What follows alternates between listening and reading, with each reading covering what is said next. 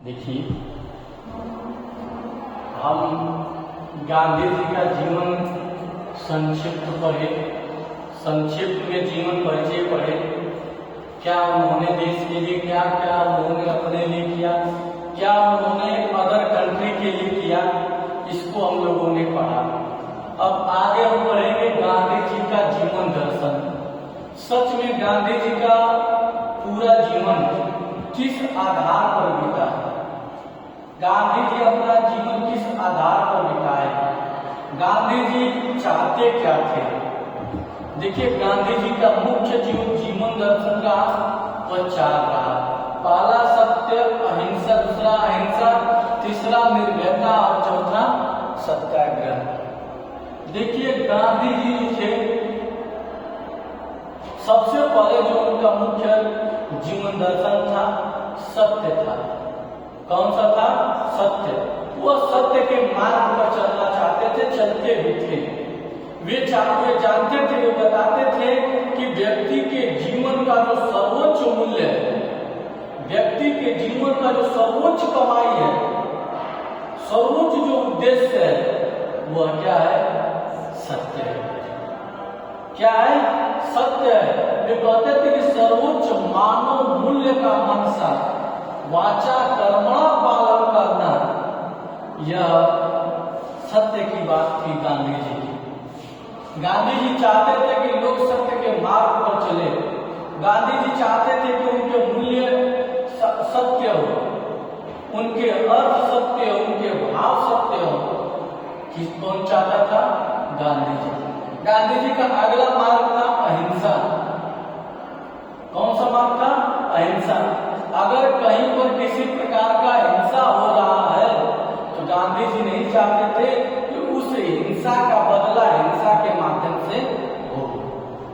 गांधी जी चाहते थे कि जो भी हिंसाएं फैल रही हैं, उन हिंसाओं को समझाने का काम अहिंसा का माध्यम अपनाया जाए। जिस प्रकार से हमारा देश जब अंग्रेजों की बेड़ियों में झगड़ा हुआ था, तमाम प्रकार के हमारे देश में आंदोलन चल रहे थे, लेकिन कुछ आंदोलन ऐसे उग्र हो गए जिसको देख करके गांधी जी का मन पिघल गया, और पिघलने के बाद वह गांधी जी उन आंदोलन का निरस्त कर दिए।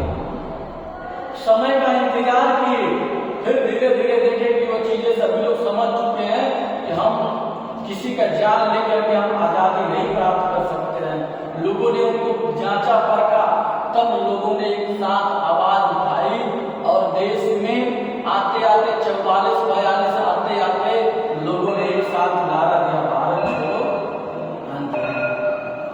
भागे ना अमेरिका वाले, भागे ना अंग्रेज। उसी तरह से उनका ये चाहत थी कि कोई भी अगर कहीं घटना होती है हिंसात्मक, तो जरूरी नहीं है कि हिंसात्मक से ही बदला लिया जाए। हम अहिंसा के मार्ग से चल करके हम सत्य को तलाश करें। निर्भयता, उनका कहना था कि अगर किसी के साथ शोषण हो रहा है, किसी के साथ अत्याचार हो रहा है, तो अपनी आवाज उस दमन के विरुद्ध, उस शोषण के विरुद्ध और अपनी निडर होकर के आवाज उठाए। जब कोई भी व्यक्ति अपनी निर्दयता के साथ अपनी बात उठाता है, उसकी बात सुनी जाती है। समझ रहे हैं ना? कहीं कहीं सुनी जाती है लेकिन दबा दी जाती है। समझ रहे हैं ना? तो जहां दबाव भी जाए तो वहां आवाज को दबना नहीं देना चाहिए, हमेशा उसको कहना चाहिए ताकि अगला कभी तो समझे।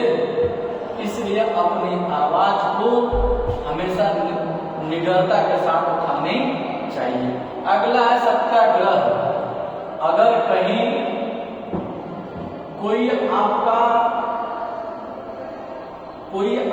क्या कहा जाता है कि हक और हकूक, आपका हक का दमन हो रहा है, आपके किसी वस्तु का दमन हो रहा है, तो आप एक सत्याग्रह करिए।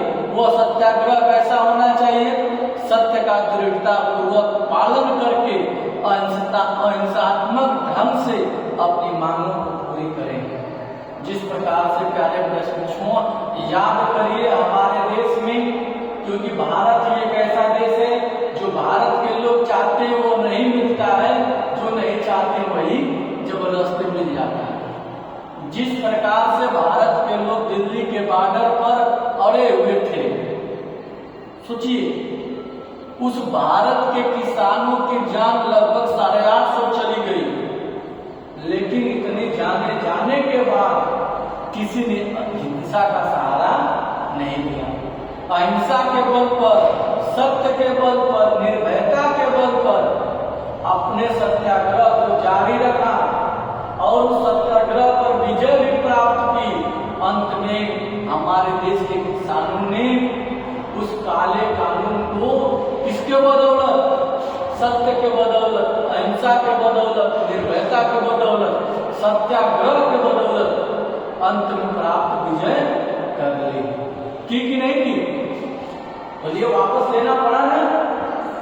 अगर सच में कोई सरकारें अगर कहीं मनमानी करती है, थोड़ी सी तो कठिनाइयां आएंगी, लेकिन अगर इन चारों रास्ते पर अगर सच में अडिग रहेंगे तो आपका विजय क्या है? सुनिश्चित है। ठीक है, क्योंकि हम इतिहास में भी चले जाएंगे, राम जी ने से अहिंसा कर दिए थे ना, ये नहीं किए थे। जो हमारे वैदिक कालों में जो भी लड़ाइयाँ हुई कुछ दुनिया अहिंसात्मक थी, लेकिन हम वेदों पुराणों से जब बात करेंगे तो उनको यह प्रूफ किया जाएगा कि अगर ये नहीं होते तो संसार में विनाश हो जाएगा। ठीक है, कहा भी जाएगा कि अगर रावण को नहीं मारा जाता तो राक्षस आ जाता, कहा जा सकता है। इसलिए यह अतीत से चलती आ रही है। ठीक है।